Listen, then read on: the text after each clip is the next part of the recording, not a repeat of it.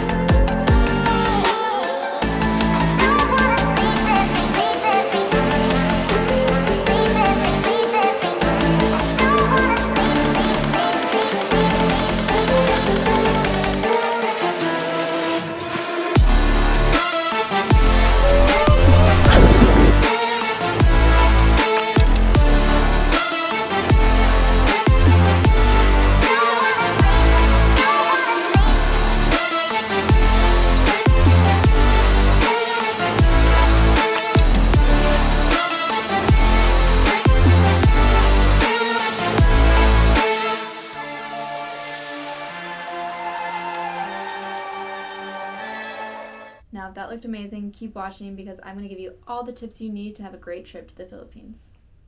Okay, tip number 1 starts before you even leave to go to the Philippines. So, Philippines offers for most countries a free 30-day visa on arrival. So that means you don't have to apply for the visa before you even get there. But one important thing that the Philippines does usually require is to have a flight out of the country within those 30 days. So you need to have a return ticket somewhere else. So they will not let you in if you go in with no plans. I've ran into that issue. Don't be like me.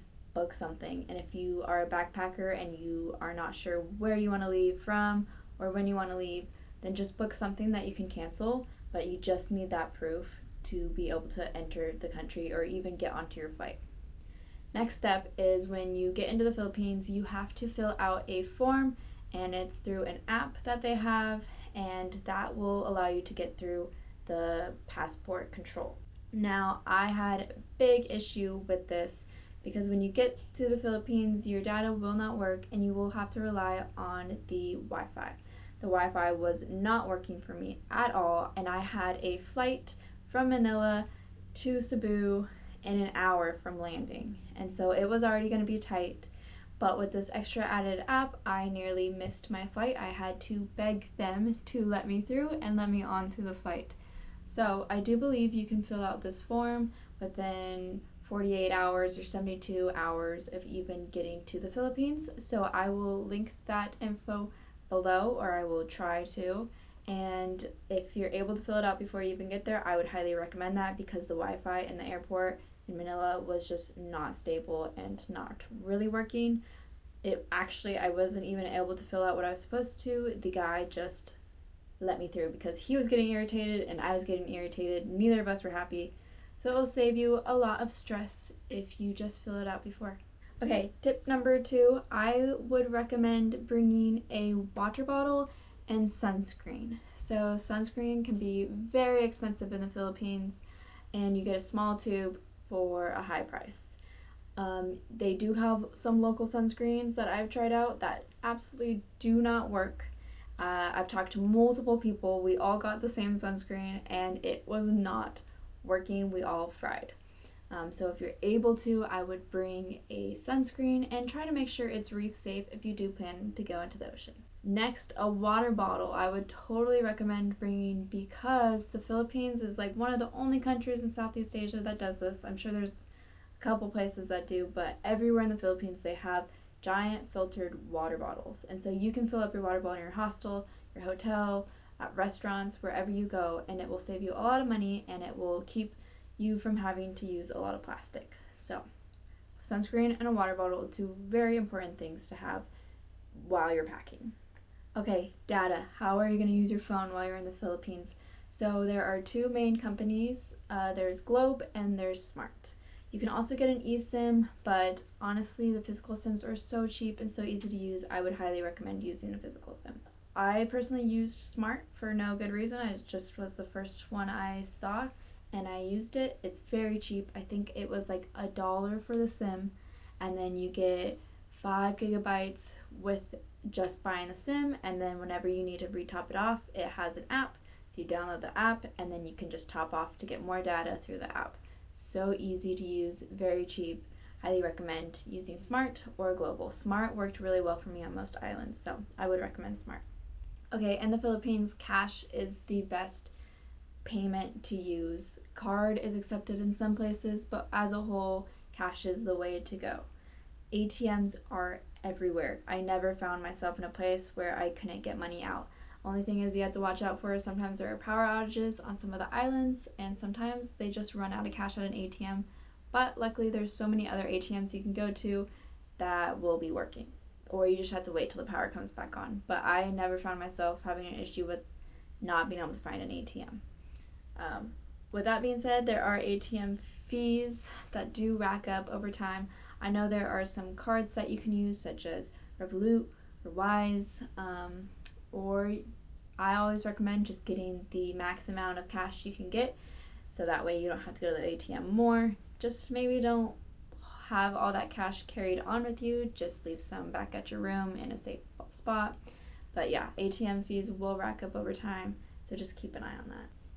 Okay, transportation. How do you get around? So the best way to get around is renting a motorbike. You can rent a motorbike through usually your accommodation. There's so many places on the street. You really won't have an issue finding a place to rent a motorbike. Having a motorbike gives you the independence to see what you want to see, when you want to see it. It is the number one way of getting around. There are some islands that are better to learn on if you've never driven a motorbike, and if you have never driven one, I would really recommend exercising caution and not doing it in busy areas, but motorbike is going to be your best bet. Just make sure to be safe, wear a helmet, and you're good to go. Also, be very, very safe when it rains. On islands, it rains a lot, and I've seen many, many crashes from tourists and locals. Just be smart about it, okay? Second best way to get around is by tuk-tuk. So tuk-tuks are pretty much everywhere. I wasn't really anywhere where I couldn't find a tuk-tuk. Some of the smaller islands, it's a little bit harder to come across, whereas the main tourist areas, tuk-tuks are lined up everywhere wanting to drive you somewhere. Only thing with tuk-tuk is never take the first price, always bargain it down because it is usually overpriced. But yeah, tuk-tuk is the best way to go around if you do not drive a motorbike yourself. And if you're traveling further distances, Grab is the best for that. Like I said, have that app downloaded and ready to go. It gives you the cost before you even get into the cab, and it also is through the app, so it makes sure all the drivers are taking you on your route and not bringing you anywhere you shouldn't be. So Grab is very, very good. And then there are jeepneys in the Philippines. I personally never used a jeepney. I was never really in an area where I needed to use a jeepney. But if you are interested in that, talk to a local, talk to the driver. They will help you, but I can't give you any tips on the jeepneys, sorry. And then lastly, there are buses to get around. So for example, from Cebu to Moalboal, it's about like a 2-3 hour drive. There is a bus that you can take for very cheap that will take you from Cebu City over to Moalboal. It's just a little bit longer of a journey than if you were to take Grab. Not bad though, because it's a lot cheaper. So there, look for buses and see if you can take those for a cheaper cost. So when it comes time to travel from place to place, ferry is going to be your best bet. A lot of times the ferries range from 2 hours to 10 hours. It can even be 30 hours. So you really want to take a look at how far it's going to be before you start your journey or even plan your route.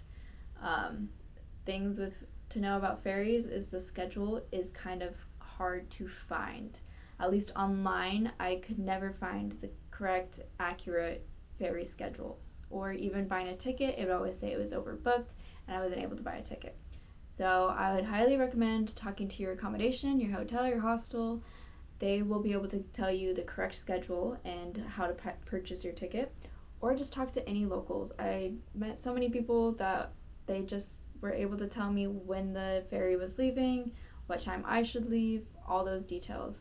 I also booked every single ferry directly at the port. I never booked online, and I never had any issues with overcrowding or purchasing too late before the ferry. So I would recommend talk to locals and buying your ticket at the ferry port. Now, if the ferry is just way too long to your destination, or they don't even offer a ferry to your destination, then flights is going to be the next option. And the thing with flights is you can get them pretty cheap if you book in advance, but if you are a backpacker like me and you're booking on the go, they start to get a little expensive. So keep that in mind if you are someone who wants to go to many different places in the Philippines that are very spread out. I would book in advance. If you're backpacking on the go, you're not going to want to take many flights, so you're either going to have to take very long ferries or plan your route ahead so you can hit more of the spots you want to with less flights. With my route I took, I only had to take one flight, and that is why I took the route I took, which I will talk about next. So the route I took was I flew into Manila, and then I did not stay in Manila. I immediately got a flight to Cebu, and then I stayed in Cebu City, then drove to Moalboal, took a ferry to Siquijor, ferry to Bohol, and then a ferry back to Cebu, and a plane to Siargao, and that is where I ended my trip. Now, I know what you're thinking, why didn't you go to Palawan, Coron, El Nido, some of those places?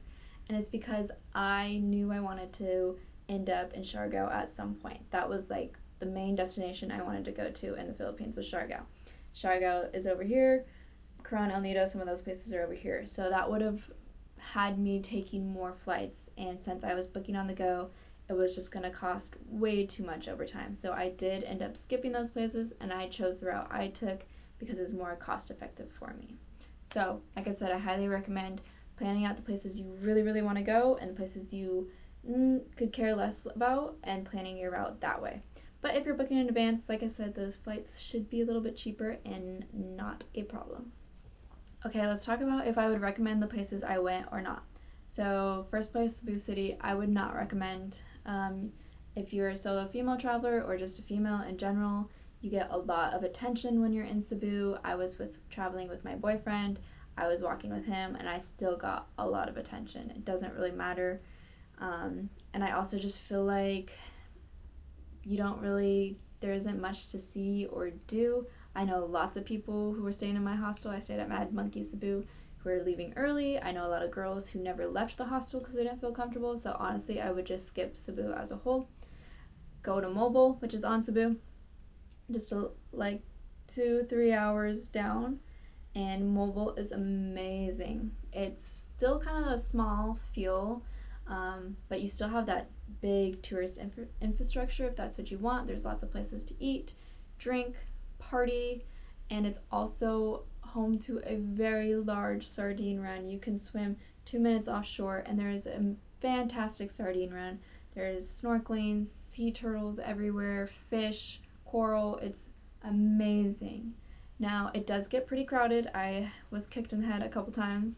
One way to kind of get around that is me and my boyfriend took freediver lessons from Moalboal Freedive, and we got a couple guided dives within that, and so we had a guide take us out a couple times to different areas, and we went off the shore even further and more to the side than where most people are hanging out, and we got this even better sardine run that was incredible. Nobody was there, it was just us, and it was an amazing experience. Another main thing to do in Moalboal is canyoneering. It is amazing. I highly recommend canyoneering. Just know there are some cons. It's like a 5-hour day. It's very hot because you're not in the shade a lot, but you're in the water. But the sun will be beating down on you. And then there's tons of people. There's millions of people when I was there. If you are by yourself, then consider yourself very lucky because I have a feeling it is always busy. But if you're prepared for a long day in the sun with lots of people, then you are good to go. Canyoneering was amazing. You get a guide. They will walk you through the rocks because they do get kind of slippery sometimes. They help you jump off these cliffs. I am afraid to go cliff jumping, but I was not afraid in the setting. You just get an adrenaline rush. There's so many people, they count you down, 3, 2, 1. They don't push you ever, but you jump and you just feel so good, and it's an incredible experience. It's also beautiful through the canyon. You can give your guide your GoPro, your phone, whatever. It doesn't even have to be waterproof. These guides are fantastic. They will keep your phone dry, and they will give you amazing footage of you jumping out through the cliffs, doing the activities, of the scenery. So highly, highly recommend canyoneering. So you do get an option whether you want to zip line to the canyon or to walk. I think the walk is like 30-45 minutes. I did not do the walk because I was in like water shoes, and that would just be very uncomfortable. I'm very glad I chose to do the zip line. It was really fun. You zip line down, you walk 5 or 10 minutes down to the canyon, and then you get to have a fun experience. So you don't have to pay for the zip line, but if you want to, I highly recommend doing it. Alright, Siquijor is the next place we went, and I highly recommend Siquijor.